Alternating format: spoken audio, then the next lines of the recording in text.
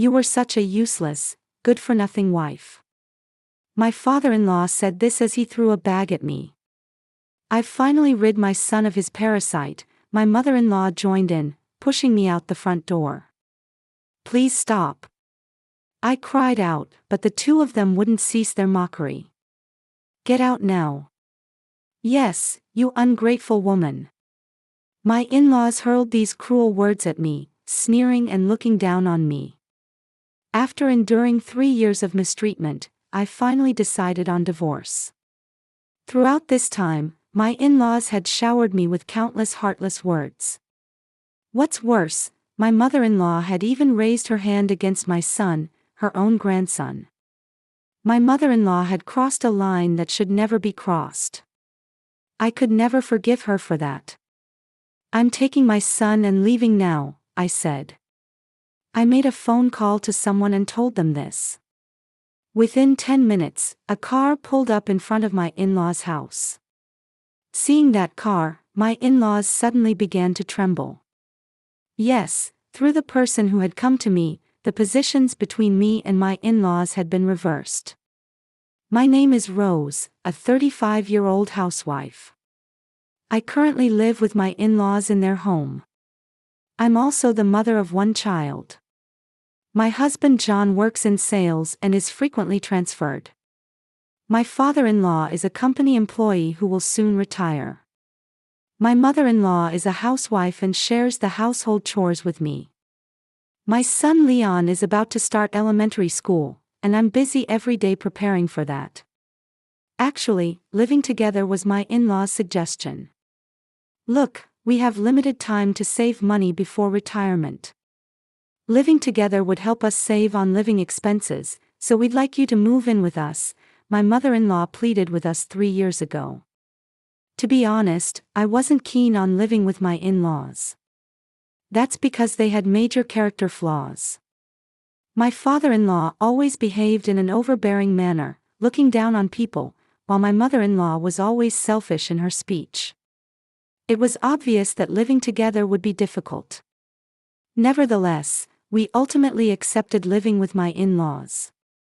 This was because their current house was rented and scheduled to be returned in 5 years, after which they planned to move into a nursing home. Since the cohabitation had a time limit, my husband and I judged that we could manage for a short period. Plus, my in-laws were saving for the nursing home, while my husband and I were saving to buy our own home, so sharing living expenses by living together was beneficial for all of us. Furthermore, my husband John always protected me from my in-laws' behavior and defended me. When my mother-in-law or father-in-law spoke rudely or abusively, he would firmly reprimand them. If anything happens, please tell me anytime, my husband would say, always looking out for me. And he never compromised with his parents. Because of this, my in-laws were well behaved in front of my husband and didn't direct any sarcasm or verbal abuse at me. However, just as our son entered elementary school, my husband had to relocate for work by himself. While we were busy adjusting to our new life rhythm, we faced the significant change of my husband's absence. At first, it seemed my husband intended to take me and our son to his new post. However, the company housing at his new location was only for singles, and our son had just started elementary school, so we had to give up on that idea. I'm worried about leaving you two behind. I'm anxious about what my father and mother might do to you when I'm not around to watch over. Yes, I'm anxious too. But I'll do my best for Leon's sake. I'll contact you right away if anything happens. Can you imagine making $10,000 a month just from YouTube, all from home? That's exactly what I did with Reddit Stories. No face, no voice. Check the link in the description if you're curious. Understood. And remember, you have someone reliable nearby too, so don't hesitate to ask for help. I nodded firmly at my husband's earnest words. And so my husband left for his new post, and life with my in-laws began for me and my son without him. Just as we had feared, as soon as my husband left, my in-laws accelerated their mistreatment of me. Don't slack off on housework just because John isn't here, my mother-in-law would say every day as she barged into my workroom. Actually, I work from home as a web writer. I used to work for a small publishing company when I was single. But I had to quit reluctantly when I became pregnant with Leon shortly after getting married. At that time, my boss at the company recommended that I start a blog from home. It may not bring immediate results, but it will surely prove useful someday, he said. Following my boss's advice, I started a blog, which gradually began to connect me with various opportunities. Thankfully, I now receive work requests fairly consistently and spend my days busy with deadlines. However, my in-laws don't understand work-from-home arrangements and assume I'm just playing on my computer, so they harass me. How many times do I have to tell you not to play on the computer? Do your housework now, my mother-in-law would say to me in a rough tone, and then kick my chair hard from behind. The impact made my body rock unsteadily, and I stood up hurriedly with a short scream. Mother-in-law. I've explained this to you many times. This is work. When I replied in a slightly stronger tone, my mother-in-law snorted and berated me mockingly. Don't lie.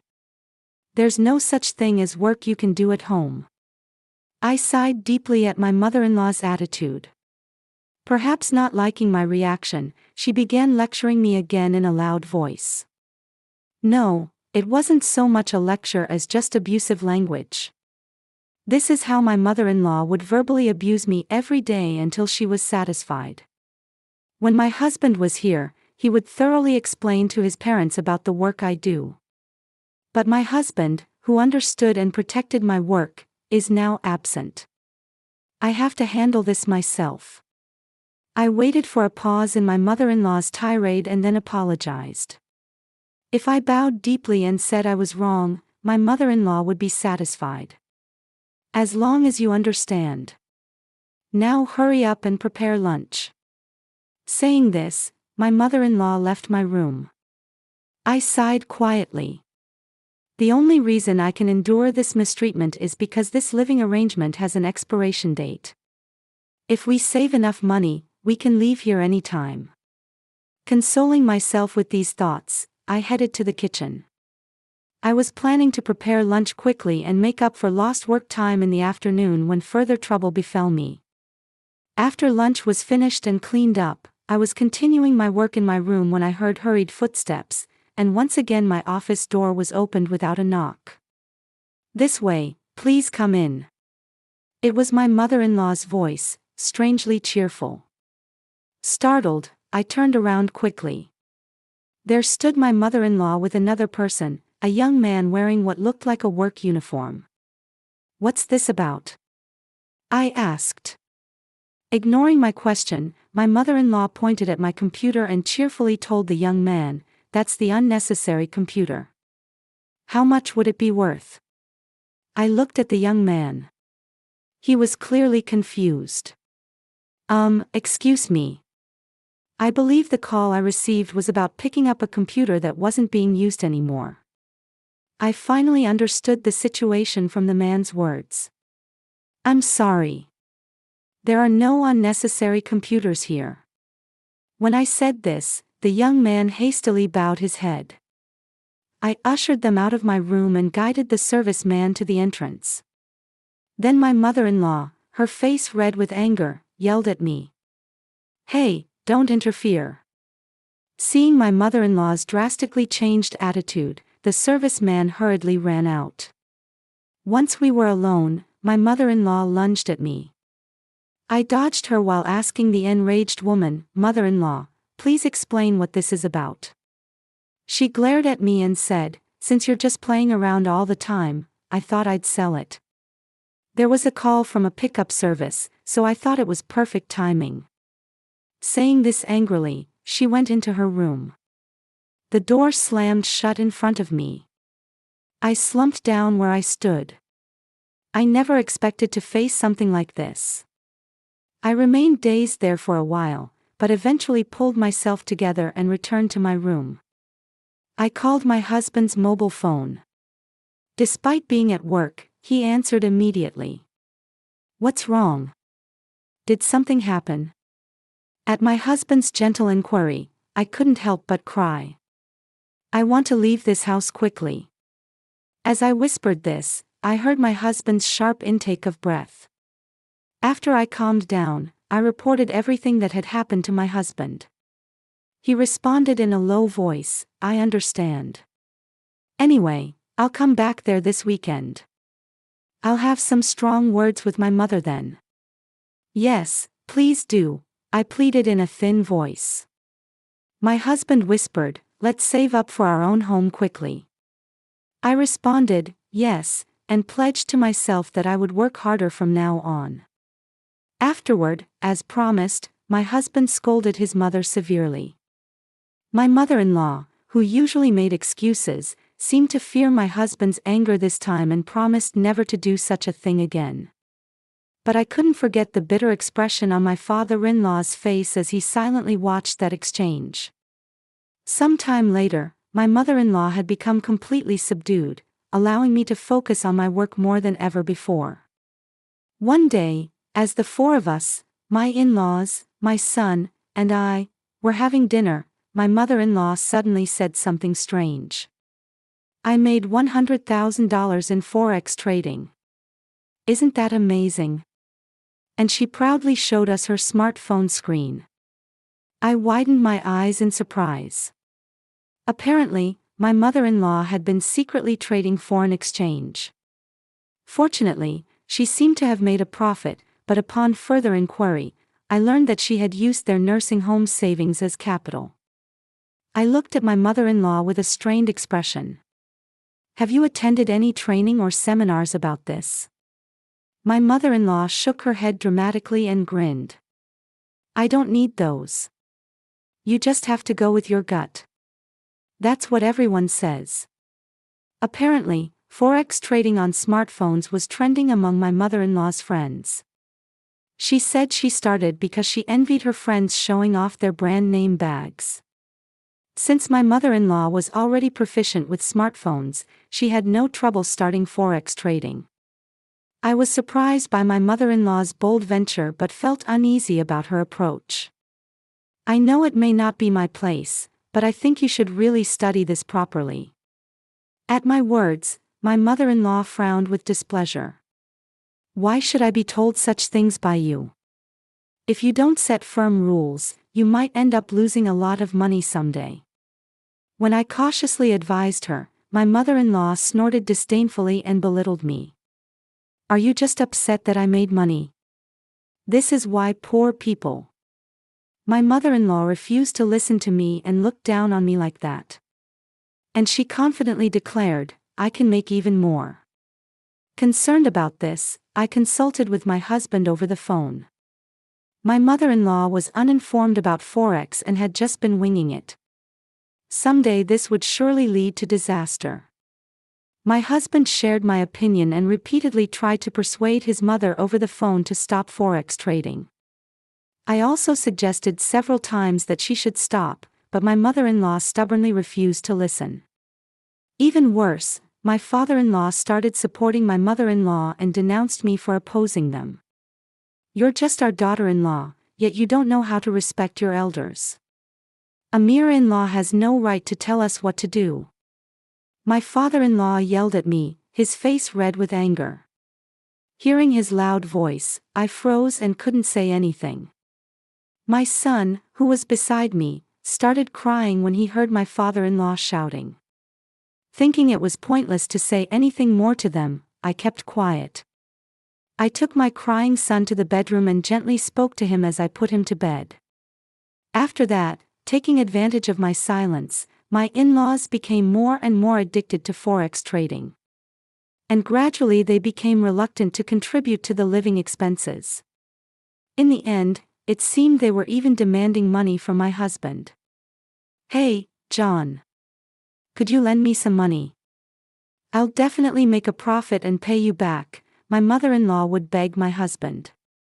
My husband was furious about this and firmly refused. "I have a responsibility to support Rose and our son. There's no way I can give you that money. Besides, Rose warned you to stop, but you wouldn't listen." Shut up. As a son, shouldn't you provide for your parents? My father-in-law and husband argued fiercely every time they spoke on the phone. I found their conversations terrifying. Amid all this, what I had feared finally happened. My mother-in-law's approach of relying solely on luck and intuition for forex trading reached its limit. Like rolling down a hill, my in-laws gradually accumulated losses, and their profits diminished.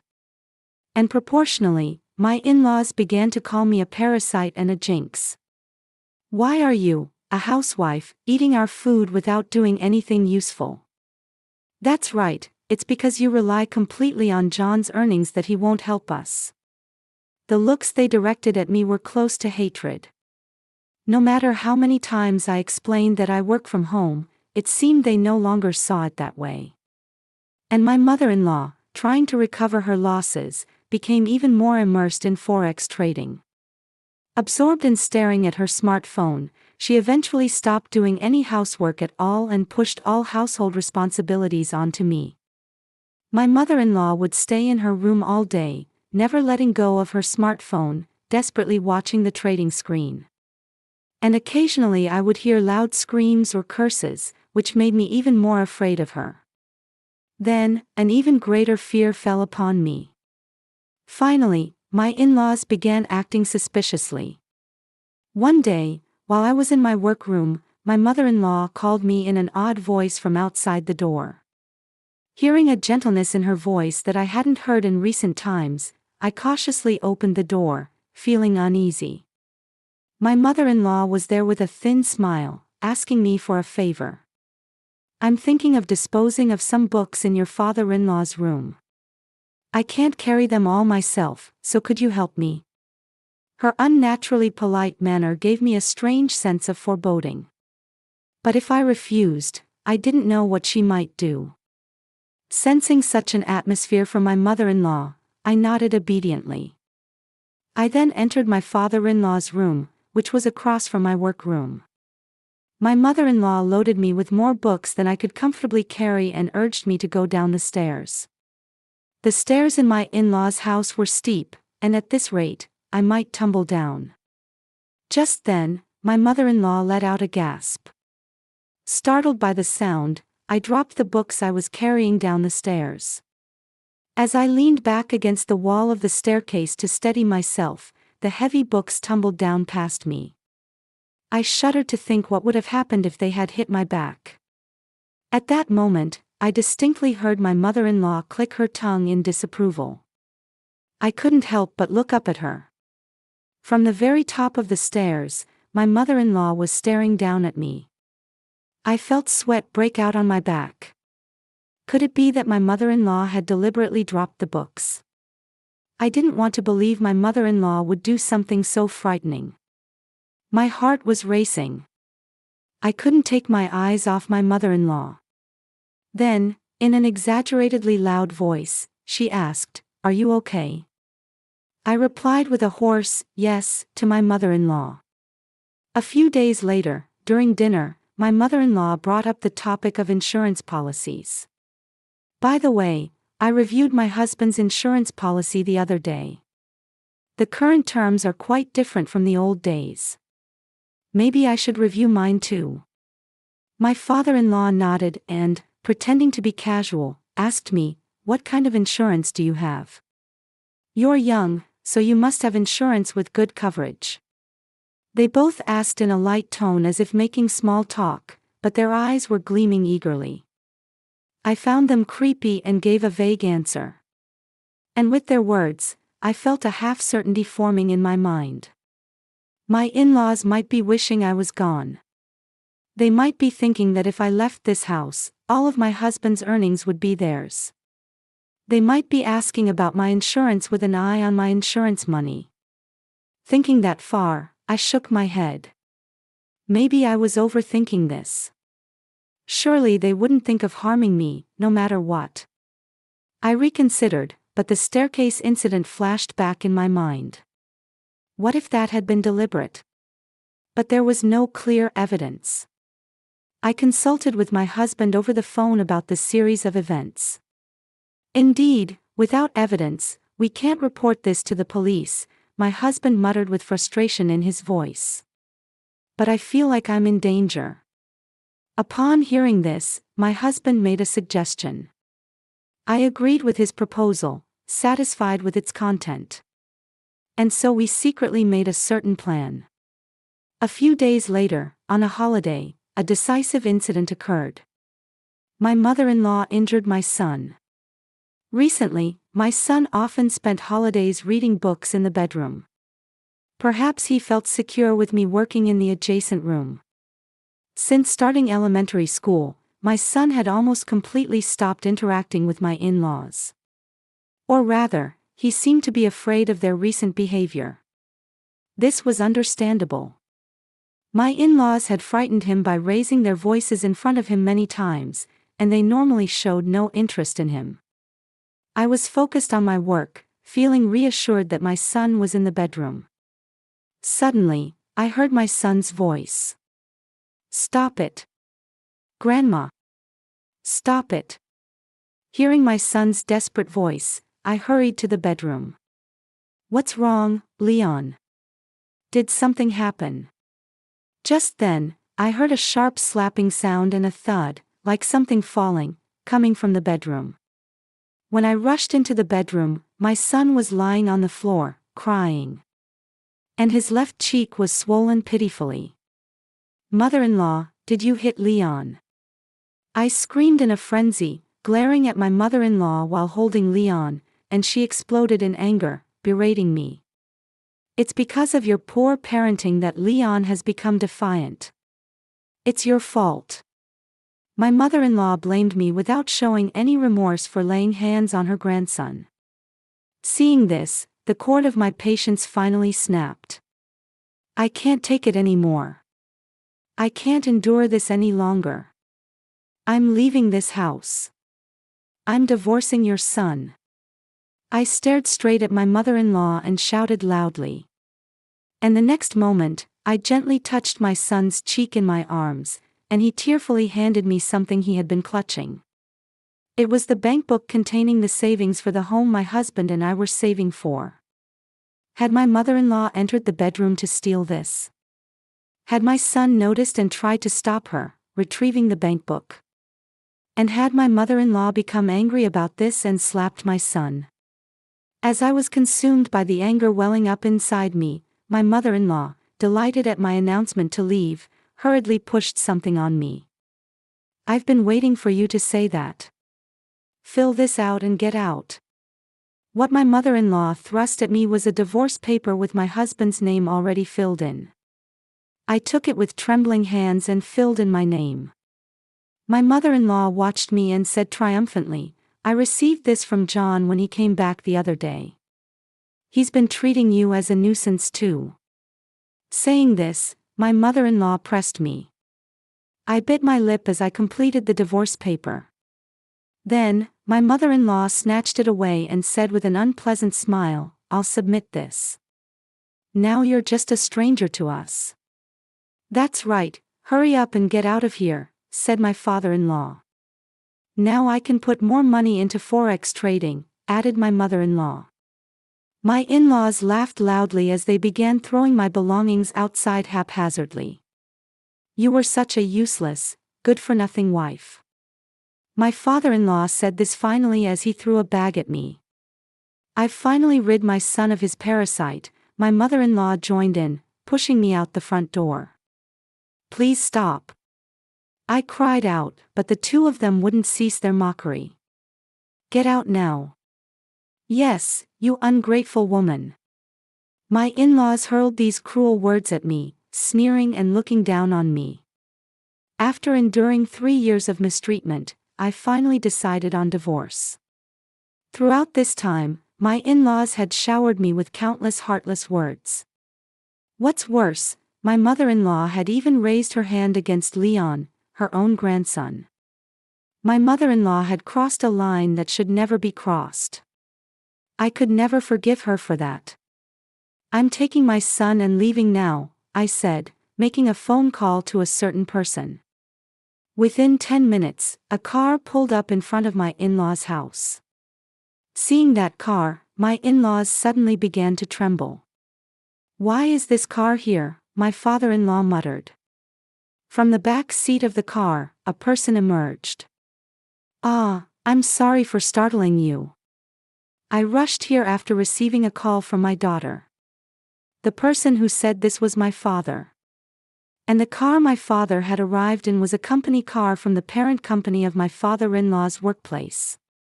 Actually, my husband and I had been consulting with my father about my in-laws all along.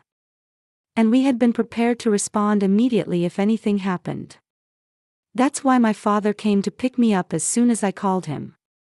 My father was an executive at the parent company of my father-in-law's company, but my father-in-law, who had no connections outside work, didn't know about my father. On the other hand, my father knew about my father-in-law from conversations with my husband and me. But because my father-in-law was a prideful person who disliked family interfering with his work, my husband, my father, and I had all refrained from mentioning this. My father addressed my stunned father-in-law in a stern tone. "I've heard everything from my daughter, and now I know it all. I've decided to stop being considerate to someone who becomes addicted to forex trading and tries to harm family members because of it." My in-laws, startled by these words, opened their mouths to protest. But my father silenced them with a sharp glance and added, "I cannot trust a company that employs such a person. Until now, I've been looking after the company because it employed my daughter's husband's father, but I've decided to stop that too." At this, my father-in-law frantically confronted my father. "Wait. This is, yes, some kind of misunderstanding. That's right. We're family. Rose, please say something to your father. Come on, Rose, Leon, let's go." Turning his back on my in-laws, who were desperately making excuses with pale faces, my father urged me to get in the car. And so I was taken to my parents' home by my father. After that, my husband and I divorced. During our final discussion, my in-laws yelled at my father, "We'll become richer than you through forex trading." To the two of them, I coldly announced, "You will pay compensation and fully return the savings you've used up." Watching my in-laws, who continued their aggressive behavior even after hearing those words, my husband and I exchanged meaningful glances and smiled at each other. Half a year later, my in-laws called me in a frantic state. "Hey, it seems John has quit his job. He's missing. Don't you know anything?" "What?" "I don't know anything," I replied coldly. My in-laws panicked on the other end of the phone. Apparently, my in-laws had lost all their retirement savings as a result of random forex trading. They had probably engaged in high-risk trades in an attempt to recover their losses. Additionally, my father-in-law, feeling pressured by the environment where his daughter-in-law's father outranked him, had already retired from his company. And, amazingly, my father-in-law had also lost his retirement money through forex trading. The panicked in-laws apparently tried to rely on my husband to somehow rebuild their lives. When they tried to call my husband, who wasn't returning from his work assignment, they found that his number had been cancelled and was no longer connected. And my husband had vanished without a trace. Is that so? But that has nothing to do with me anymore since we're divorced. That's tough. I listened to my in-laws' uproar as if it were someone else's problem. Then my mother-in-law suddenly said something outlandish. "If you find John for us, I'll allow you to remarry him." I laughed derisively at my mother-in-law and replied, "I'm terribly sorry, but I'm already married." My mother-in-law was shouting something after hearing my words, but I hung up on her. As I exhaled a long breath, my remarried husband called out to me. "Good job, Rose." I smiled warmly at my husband. Actually, my husband had also given up on his parents and decided to cut ties with them. For this reason, we had temporarily divorced, and then my husband and I remarried. Are you really okay with this? Yes. My only family is you and Leon. I can't forgive those who hurt you too. Saying this, my husband squeezed my hand. My husband and I purchased a house near my parents' home using the compensation we extracted from my in-laws. Afterward, my in-laws, who eventually couldn't make ends meet, apparently had their debts covered by relatives. In exchange, the two of them are working hard at their relatives' rural farm despite their old age. We learned this later when those relatives contacted my husband. My husband told those relatives that we had remarried but asked them not to inform his parents. The next time I'll see those people will be at their funeral. I deeply agreed with my husband's decision.